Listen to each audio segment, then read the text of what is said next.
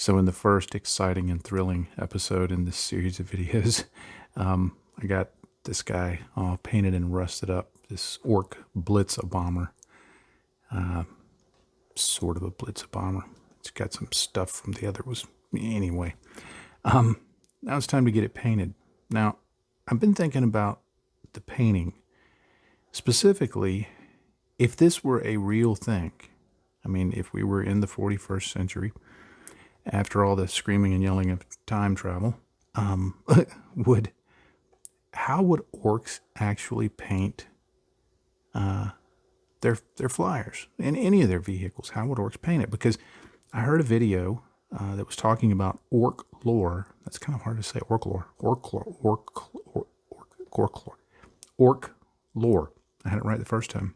And it was talking about how it was a lot about their society, about them trying to, they crashed this giant ship onto a planet and they were trying to build one from the wreckage to fly out of there.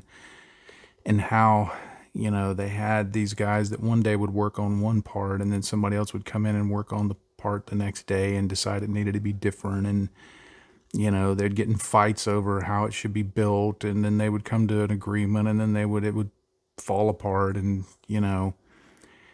And I'm just thinking, okay, if they were actually real things and these were actually real objects and they actually painted it, I don't think it would look like the box art.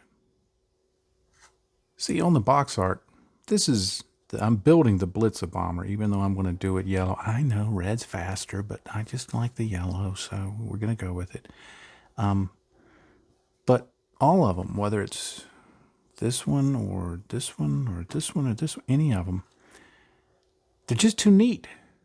They're just too clean. I'm thinking if this guy here, this guy right here, if I'm thinking you give him a bucket of paint and a paintbrush, this is not going to be the result. So what I'm going to try and do in this video, whoa, that was quick, wasn't it? I'm going to paint this yellow. And I'm going to paint it imagining that it's orcs doing it, not me. Or that I'm an orc, perhaps. I won't do the orky voice. I won't even try to. But I'm going to paint it yellow. Now, you may be saying, okay, I'm not into 40K, or I'm not into orcs, or your mother's ugly, or your mother's ugly and dresses you funny. Yeah, whatever that saying goes. All those things, you may be saying those things. The question being, how does this apply to anything other than this jet? I think what I'm going to be showing is, here's a way to paint a distressed paint job on a model. That's why I think this is going to hopefully be helpful. That's what I'm shooting for. If you've ever seen the video that I did about painting, I think it was called an LAAT patrol ship. If I remember, I'll put a link up here. If you ever saw how I painted that, this is going to be kind of a riff on that, just with yellow, and how would orcs do it.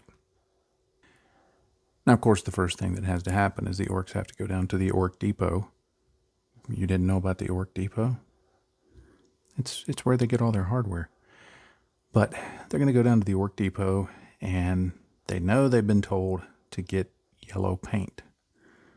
They're orcs, so what do? They get all of the yellow paint.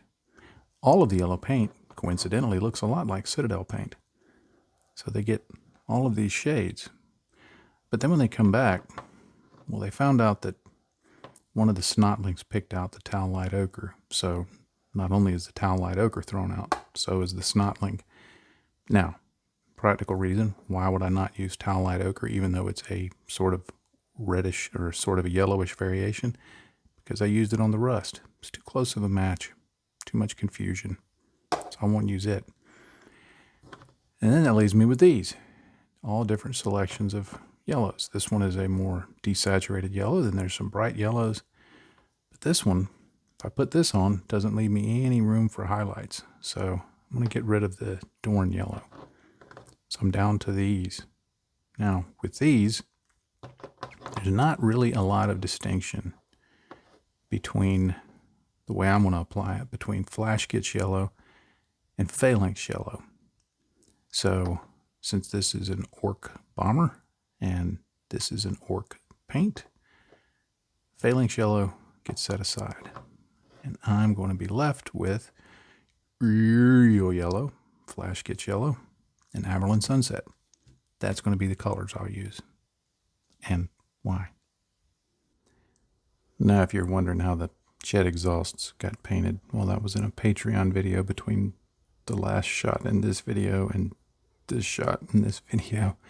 So, same way that the pilot and the gunner got painted, Patreon. So, if you're interested in seeing those, please click the link down below to Patreon. But anyway, so I'm thinking that when they paint this, the Orks are going to use different things. Some are going to use a paintbrush. One of them may use a mop. One of them may use a rag and just dip it in the paint and, put it around. Some may grab a snotling and, use him.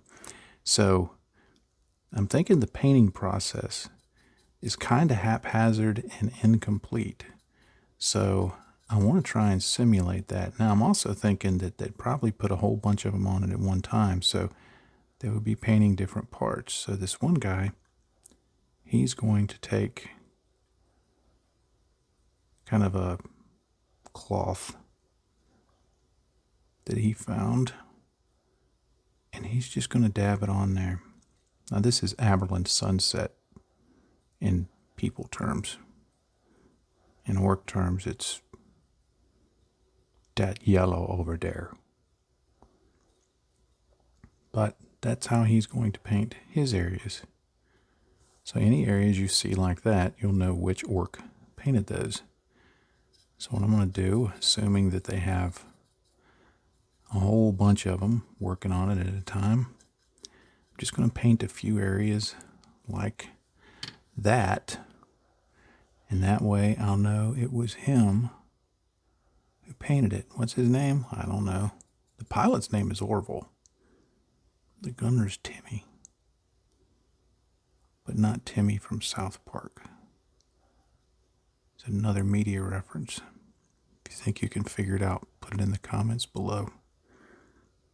But let me go through and paint the yellow on in this method where I want it. And we'll look at how another Ork might have painted his colors. Now, another one of the Orks, he grew up watching OBS. If you're not familiar with OBS, it's the Ork Broadcasting Service. And on the Ork Broadcasting Service, they had a painter named Bob Wass. And he remembered watching Bob Wass paint with crisscross strokes with a little 2-inch brush. So he got out his little 2-inch brush and he painted his areas with Flash Gitz Yellow, doing little crisscross strokes. Now, if you're thinking this is a highly convoluted way to paint a model, it probably is.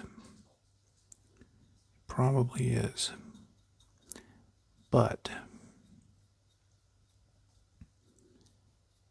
I have a load of fun with the imagination of this, with thinking about what it would actually be like if this were a real object and there were real Orks on it. I know in lore they're violent and deadly and kill things and all that, but I've always kind of seen them as the comic relief of Warhammer 40k. But regardless of that, I've always thought that taking a more narrative approach, that you imagine what it's like to be whoever it is piloting the object or driving the object, or to be the one on the ground doing whatever it is that's being done. I've always thought that modeling is more fun when you add that element into it, especially with, things that are more freeform like science fiction, like 40K. Although, even when I was building aircraft and trying to replicate a specific pilot's aircraft, I would always look in the cockpit as I was painting it and think, what was it like to be in that? But I think thinking narratively helps inform how the model should look. And it kind of invests the modeler in it so that you're not just painting plastic, you're painting your airplane, in this case, your flyer. And you've got your orc buddies helping you. And how would it look? At least that's how I think about it. I will admit I have a highly undeveloped childlike mind when it comes to stuff like that. I just want to have fun. Now, there was a third orc, and he tried to be a little more careful with his paint application. And he would paint very careful strokes, trying to get it covered, looking at it with his tongue sticking out of his mouth, one eye closed, very carefully, trying to be a painter. He may have even worn a beret in his attempt to be a legitimate painter. But he was still an orc, so it didn't come out looking great. But that's orcs. Now, I'm using Yriel Yellow for this, and you see I'm just being a little more deliberate about the strokes in terms of getting them covered. I'm not dabbing it, but I'm being very deliberate about it, much more so than the others. It's still not precise. Because again, remember that the premise is, how would it look if orcs were real, if this were a real thing, and orcs were painting it? I mean, everybody talks about, they want to do grim dark. Well, if you want to do grim dark, in my opinion, you've got to think, how would it actually be painted? I know grim dark is a style, but the style is not so much what I'm talking about. But if, this is the grim dark future where there is nothing but war, okay, how would it look? And I'm thinking this might be one way that we can suggest it would look that way. So anyway, I'm going to paint this on like this. And you see it's just, I'm essentially glazing, but just very thin layers like that. And if it gets a little streaky and a little bumpy, again, this is orcs. I'm okay with that. Now, I'll let these layers dry, and if I want to put on a second layer to build up opacity, because one of the things that I can do with this, well, any of the layers, but to help the whole thing read as yellow, there are going to be some layers that I'm going to go back and I'm going to paint in not completely opaque or completely neat, but to the point that when somebody looks at it, hopefully they will say, oh, that's an interesting finish. But at the same time, there will be no doubt that it's yellow. So I want a few areas that are distinctly the yellow colors that I'm putting down, not just very desaturated, thin layers of what I've been putting on.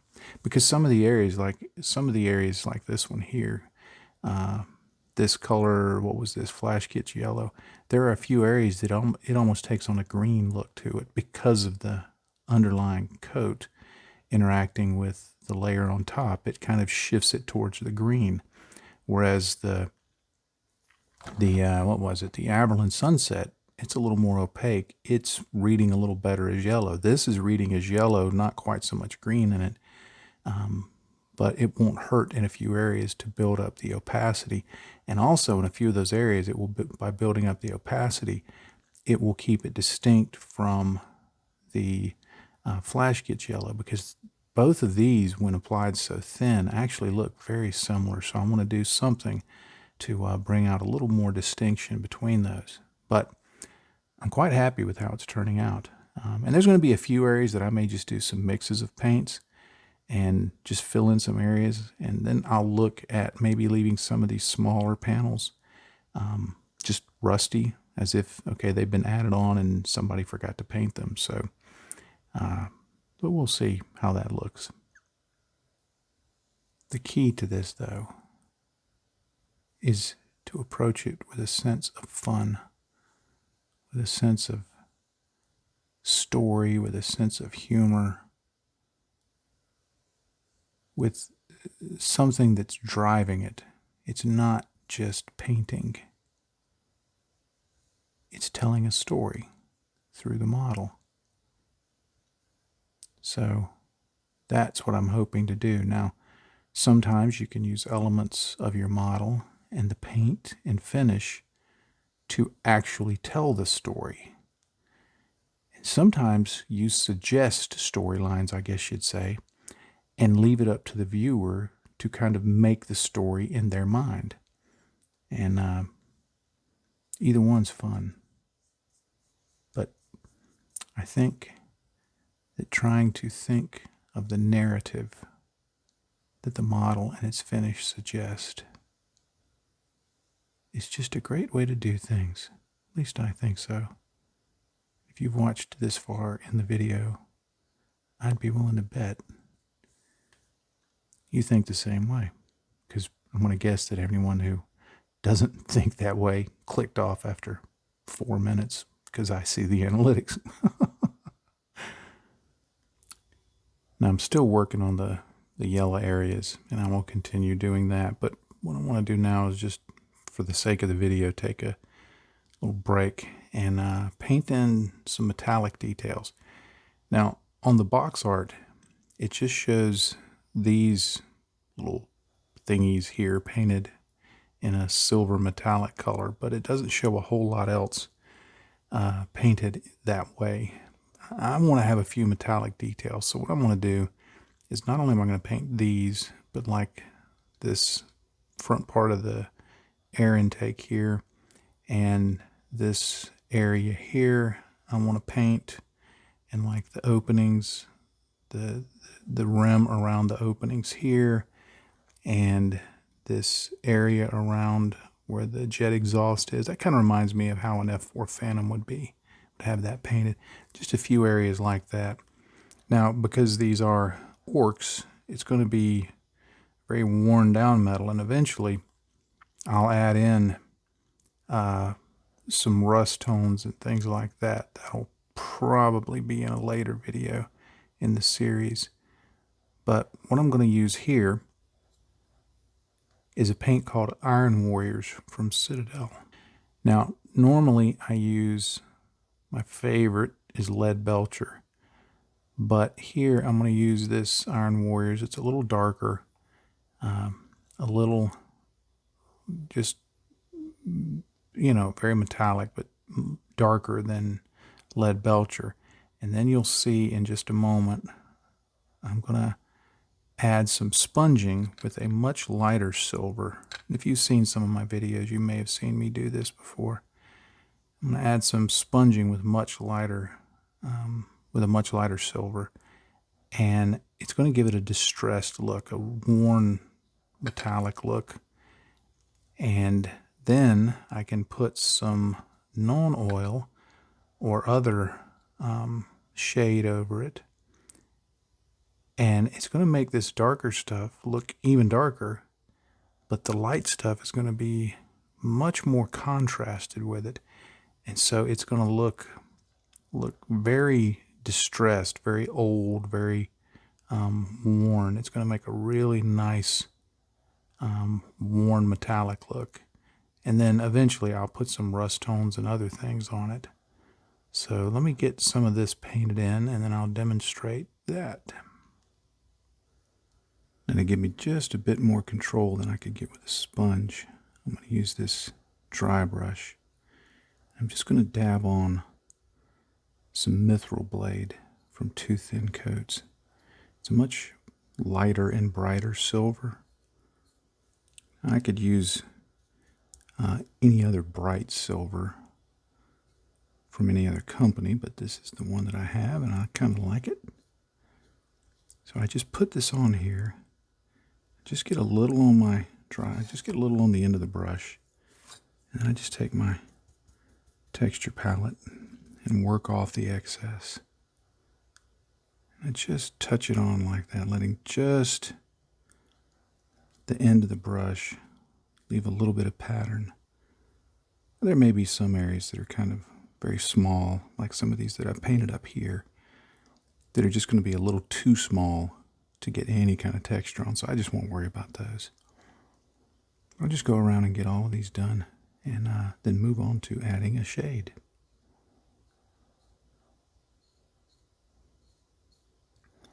Now I use some of Citadel's Nuln Oil to just go over all those metallics. Now it's going to dull down everything. It's going to matte it down a little bit, which is what I want. I mean, because these are orcs, you know, they're not going to have shiny metal. They're going to have worn, used metal. But it's going to bring out the contrast between those two colors. It's also going to give some shading around the bolts and the other features on a few of these areas. Just really give it a little more life. Now it's still drying, but right up along this trim here, you can see the effect of that stippling on the lighter paint and putting the Nuln Oil over it. It's just a really cool effect that I like. I like the way it looks. You can kind of see it up here too on the front. Sorry about bumping the camera. You can see it up there on the front. In fact, you can see right there where I missed some. I'm going to have to go back and get that. But I think it's a little more dramatic on the back. But I really like the way that makes metallics look. Now I noticed on the box art that there were several of these panels like this and just some other areas of, I guess you'd say, trim that were painted black. So I'm going to use some Citadel Black Templar. It's one of their contrast paints. I'm just going to, it's thinned down about 2 parts of the contrast medium, 1 part contrast paint. I'm just going to put that on there, and what it'll do is it'll suggest that it's painted black, that our orc buddies painted it black, but they didn't give it a real thick coat. So the rust underneath, at least the hints of the color, are still going to show through. Now normally I would try and get contrast paint onto open areas like this smooth, but thinking orc, if I go back in and give it spotty coverage like that, and maybe even get some off on the other area, make that a happy accident, then it will fit with the aesthetic. So I'm going to go around and get the rest of this done. As I'm finishing this up, I'll just say thank you for watching this video. I hope that I've shown that, I mean, really all I've done is just given this a distressed paint job. You know, if you're looking at this and going, well, I never paint Warhammer 40K, or I never paint any orc stuff, really all it is a distressed paint job. You change the colors out, and this same process would work on a tank, it would work on a really beat up aircraft. It would work, I mean, really this is just kind of the application method that I did when I was building Machining Krieger models, and you see others building Machining Krieger models. So it's not though it's demonstrated on a Warhammer 40K Ork palette, so to speak, the techniques apply anywhere you want to put them. So hopefully there's been some value in this, helping you get some ideas for maybe what you can do on your own models. But I'm just going to finish up a few more of these panels. Got one up here, want to do that. I'm thinking about maybe doing that. Haven't decided yet. But do a few more of these, and I'll call this a video. We've got it painted up, and we will see in the next episode where I'm going, because I haven't even decided yet.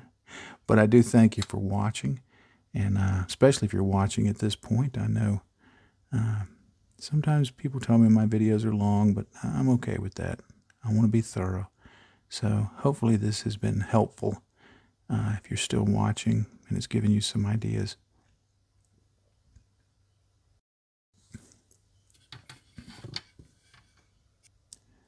Of course, as always, I'd like to say a special thanks to the folks who support me on Patreon. Thank you for doing so. You are a blessing to me and my family, and you make this that I do possible. And I am grateful that you choose to do so. If you were interested in supporting me on Patreon, please check the links down below in this video's description and take a look at what I have to offer. Basically, if you support me on Patreon, you get additional videos. So some of them are long, some of them are short, some of them are about a particular model, some of them are things behind the scenes that you won't see on YouTube for these models. Like, for instance, on this model, I've shown how I painted the cockpit and the gunner, and I'll be painting up the armaments for Patreon. So if that's stuff that you think would interest you, well, give it a try. I'd be grateful. And with all that being said, I will leave you with one final thought, as I always like to do. In this hobby, if you're not having fun, you're doing it wrong. Happy day to you, friends. Bye-bye.